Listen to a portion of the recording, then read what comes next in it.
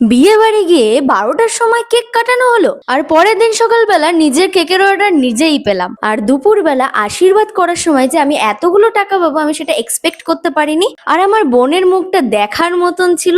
চলো ভিডিওটা প্রথম থেকে শুরু করা যাক।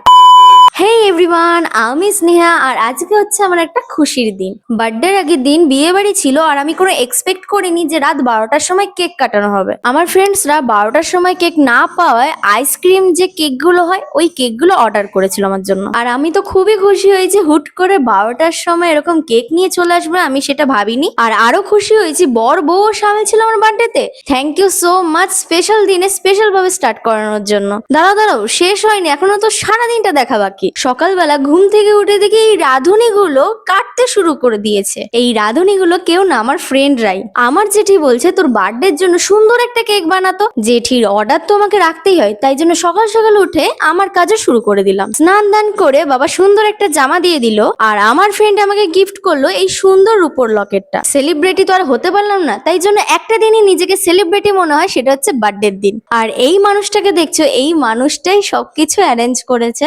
বাঙালিদের রিচুয়ালস থাকে 5 রকমের ভাজা দিয়ে ভাত দিতে হয়, সেই রিচুয়ালসই পালন হচ্ছিল। খালি হাতে আশীর্বাদ করতে নেই বলে সবাই আমাকে টাকা দিয়ে আশীর্বাদ করলো। আর আমার বোন বলছে আমার বার্থডেতে আমি এতগুলো টাকা কেন পেলাম না। বোনের মুডটা অফ হয়ে গেছিল বলে বোনকেও কিছু টাকা দিল। এই ভিডিওটা অনেক বড় হয়ে যাবে বলে রাতের ভিডিওটা আমি পরের পার্টে দেবো। পরের পার্টটা না দেখলে তোমরা মিস করে ফেলবে, কারণ পরের পার্টে একটা স্পেশাল একটা অ্যারেঞ্জমেন্ট করা হয়েছে, সেটা আমিও জানতাম না। বার্থডের ভিডিও এত লেট করে দেওয়ার জন্য সরি গাইস, নেক্সট পার্টটা দেখতে কিন্তু ভুলো না।